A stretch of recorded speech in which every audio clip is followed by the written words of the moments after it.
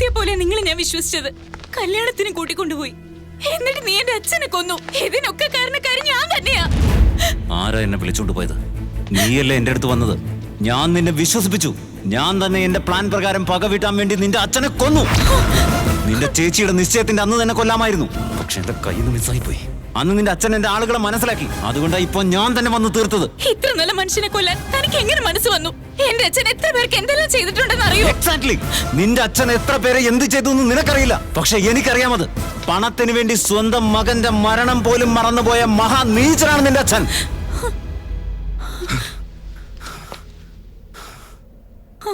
നന്മ എന്താണെന്ന് അറിയണമെങ്കിൽ നീ ആദ്യം പൊള്ളാച്ചിക്കടുത്തുള്ള ആദിത്യപുരത്തെ കുറിച്ച് അറിയണം. ആത്മാർത്ഥതയും സന്മനസ്സുമുള്ള കുറച്ച് മനുഷ്യരെ കുറിച്ച് അറിയണം.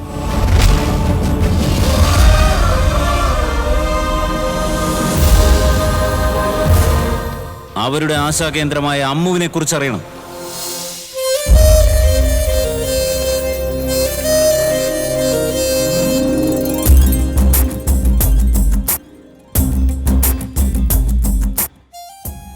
ചേട്ടനാണ് അതിന്റെ മുഴുവൻ ചുമതലയും. ഞാൻ ഹൈദരാബാദിൽ പഠിച്ചുകൊണ്ടിരിക്കുകയായിരുന്നു. ചെറുപ്പത്തിലെ അമ്മ മരിച്ചുപോയ ഞങ്ങളെ വളർത്തിയത് മുത്തച്ഛനായിരുന്നു. പായസം മാത്രമല്ല ഉള്ളത്, ലഡു കൂടിയുണ്ട്. എന്താ ചേച്ചി ഇത്? ബേടെ മുത്തച്ഛന്റെ അല്ലേ? എനിക്കെന്തിനാ ഇതൊക്കെ തരുന്നേ? എന്താ മുത്തച്ഛ ഇത്? നീ അതിന് വർഷത്തിൽ ഒരിക്കലല്ലേ ഇവിടെ വരൂ, അതും എന്റെ ബർത്ത്ഡേക്ക്. അതിനുവേണ്ടി ഒരു വർഷം ഞാൻ കാത്തിരിക്കേണ്ടി വരും. ഇമോഷനൊക്കെ വിട്ടിട്ട് നമുക്ക് തമാശയോടെ ഒരു ഗ്രൂപ്പ് ഫോട്ടോ എടുക്കാം. എന്തു പറയുന്നു? നിന്റെ അമ്മയുടെ നാടായ ആദിത്യപുരത്തു നിന്നൊരു ഫോൺ വന്നിരുന്നു. പ്രതിവർഷം നടത്താറുള്ള ശ്രീരാമനവമി നിന്റെ അമ്മയുടെ സ്ഥലത്ത് വളരെ ഗംഭീരമായിട്ട് നടത്താനുള്ള തീരുമാനത്തിലാ. എന്നാൽ ആ ആചാരങ്ങളൊക്കെ ജനങ്ങൾ മറന്നുകൊണ്ടിരിക്കുക. എന്നാ ഇത്തവണ ഞാൻ പോവാം മുത്തച്ഛ. നീ പോകുന്നോ? അതെ മുത്തച്ഛ. ആദിത്യപുരം കാണുന്ന എന്റെ അമ്മയെ കാണുന്ന പോലല്ലേ, അതാ പോവാന്ന് പറഞ്ഞത്. അങ്ങനെ ഞാൻ ആദിത്യപുരത്തേക്ക് പുറപ്പെട്ടു.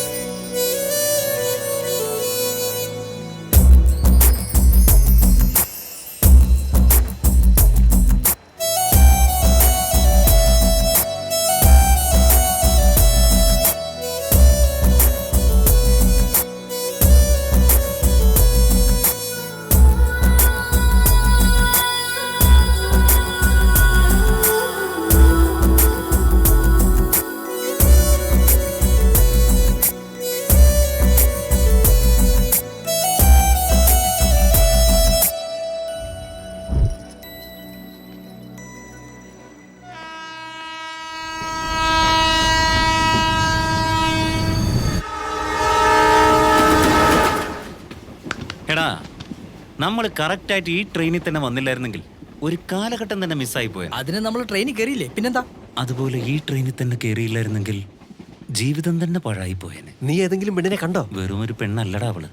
അവളെ കണ്ടപ്പോ തന്നെ ഞാൻ ആകെ സ്തംഭിച്ചു പോയി.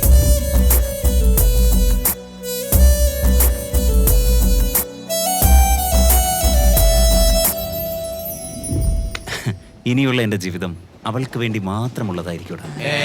സൗന്ദര്യലഹരി സുരസുന്ദരി.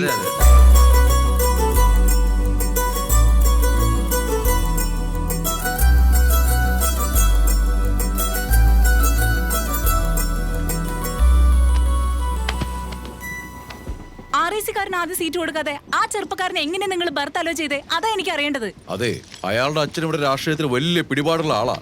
അയാൾക്കെതിരെ എനിക്കൊന്നും ചെയ്യാൻ പറ്റില്ല. നിങ്ങൾ ഒന്നും ചെയ്യണ്ട. കറപ്ഷൻകാരുടെ രാജ്യമായി പോയത്. കാശുണ്ടെങ്കിൽ ആർക്കും എന്തോ എളുപ്പത്തിൽ നേടാം. നിങ്ങൾ എന്റെ ബർത്ത് എടുത്തോളൂ. സാരല്ല, എടുത്തോളൂ. ഇവിടെ എവിടെയെങ്കിലും അഡ്ജസ്റ്റ് ചെയ്തോളാം ഞാൻ. ഇവിടെ അടിപൊളി പീസാണല്ലോടാ. അടുത്ത് പോയിരുന്ന പൊട്ടിത്തെറിക്കൂടാ. ഏത് രീതിയിലും നമ്മൾ അവളെ വളച്ചൊരിക്കും രഞ്ജിത്ത്. എന്തെങ്കിലും വഴി ആലോചിച്ച് കണ്ടുപിടിക്കാൻ പോ.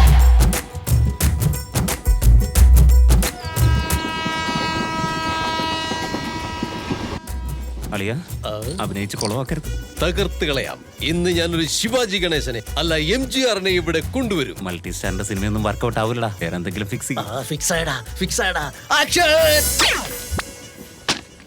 വാടാ, വെളിയിൽ വാ. എടാ, വെളിയിൽ വരാൻ.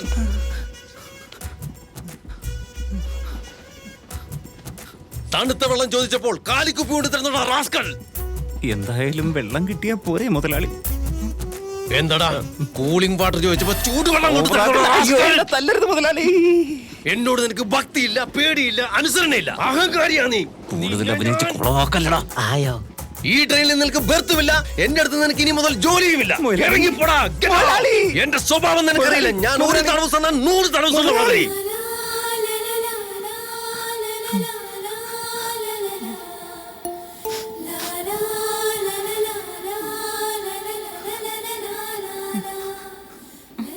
നീ ഇനി കൊണ്ടുവന്ന മുട്ടാലിൽ ഒടിക്കും ഞാൻ.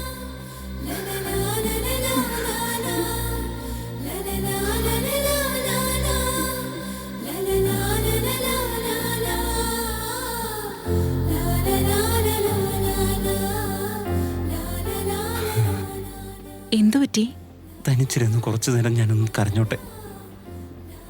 ഓക്കെ. അയ്യോ, ഞാൻ ഉദ്ദേശിച്ചത് നിങ്ങളെ കൂടി കരയിക്കേണ്ടെന്നാ. വെള്ളം ചോദിച്ചതിന് അയാൾ ഇങ്ങനെയൊക്കെ എന്നെ ചീത്ത പറയാൻ കൊള്ളൂ. ആരാത്? കേണൽ രാജരാജവർമ്മയുടെ പേരക്കുട്ടിയാ. ആ, അപ്പോ അയാൾ ആദിത്യപുരത്തുകാരനാ, എന്റെ നാട്. ആഹാ. എന്നാൽ അവര് നാട് വിട്ടു പോയിട്ട് ഒരുപാട് കാലായി. നിങ്ങളാരാ? ഓൾറൗണ്ടർ. ആ, അതായത് മുതലാളിക്ക് വെള്ളമാണെങ്കിൽ വെള്ളം കൊടുക്കണം, ക്വാർട്ടർ ആണെങ്കിൽ ക്വാർട്ടർ കൊടുക്കണം. ബ്രേക്ക്ഫാസ്റ്റിന് ബ്രെഡ് വേണോ, ബെഡ്റൂമിൽ ബെഡ്ഷീറ്റ് വേണോ, ഇതെല്ലാം ഞാനാ എടുത്തു കൊടുക്കുന്നത്. പരിചരിക്കുന്നൊരു എടുത്തുകൊടുപ്പുകാരനാ. അയാളെ ഇത്ര വളർത്തിയത് പോലും ഞാനാ. പണം, പണത്തിന്റെ അഹങ്കാര. ട്രെയിൻ യാത്രയിൽ പോലും ജോലിക്കാരില്ലാതെ പറ്റില്ല അയാൾക്ക്. അയ്യോ, മറന്നു. ഞാൻ വെള്ളമെടുക്കാൻ വന്നതാ. നിങ്ങളെ കണ്ടിങ്ങനെ എന്തൊരു സുന്ദരിയാ നിങ്ങൾ. എന്ത്? അതല്ല, നിങ്ങൾ ടി ടിയെ കുടയിൽ നിന്നപ്പോ ഞാനങ്ങ് ഫാനായി പോയി. ഹാ, സാരല്ല, ഇവിടെ ഇരുന്നോളൂ. അല്ല, മറ്റുള്ളവരോട് നിങ്ങൾക്ക് വളരെ സഹാനുഭൂതിയാണല്ലേ. മദർ തെരേസയെ പോലെ നോബൽ സമ്മാനം നിങ്ങളെയും തേടി വരുമെന്നാ തോന്നുന്നത്. പണമുണ്ടെന്ന് പറഞ്ഞ് അഹങ്കരിക്കുന്നതിൽ അർത്ഥമില്ല. മറ്റുള്ളവരോട് കരുണ കാണിക്കുന്നവനാണ് മനുഷ്യൻ.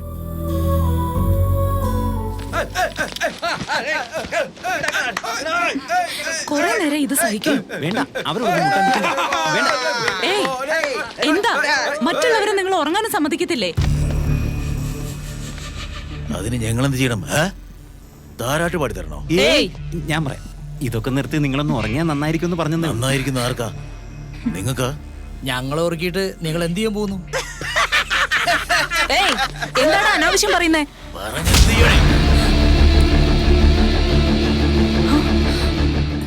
പെണ്ണുങ്ങളോട് പരാക്രമം പാടില്ല. അതല്ല. പൊക്കോ, ഞാൻ നോക്കിക്കോളാം. ചെല്. അണ്ണാ, അവൻ പറയുന്ന കേട്ടില്ലേ? ഞാൻ പറഞ്ഞില്ലേ, എനിക്ക് വിട്ടേക്ക്, ഞാൻ നോക്കിക്കോളാം.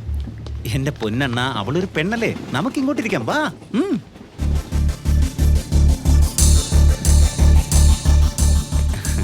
അപ്പോ എല്ലാം പറഞ്ഞ പോലെ അണ്ണാ. ഗുഡ് നൈറ്റ് അണ്ണാ. ശരി അണ്ണാ. Sweet dreams. Take care. അവര് സൈലന്റ് ആയി പോയല്ലോ. എന്താ ചെയ്തേ? ഞാൻ ആരാണെന്ന് കുറച്ച് ഡീറ്റെയിൽ ആയിട്ട് പറഞ്ഞു കൊടുത്ത. ഓഹോ, കേണൽ രാജരാജവർമ്മയുടെ ആശ്രിതനാണെന്ന് പറഞ്ഞോ? അതെ അതെ.